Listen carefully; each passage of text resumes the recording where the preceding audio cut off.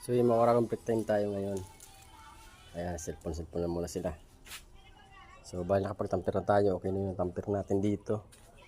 So naglagay na rin tayo ng graba dito sa part na to para mamaya maratagan na natin ng bakal. So 50 cm ang gagawin natin na space ng bakal.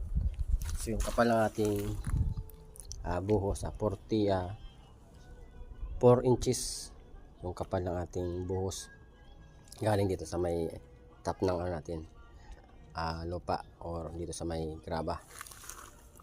Yan, 4 inches yung taas. So bali dito na yung babakal. Mamaya babakal natin ito pagkatapos natin natagan ng graba. So 3/4 yung graba natin na nilalagay. So lahat yan pati dito sa may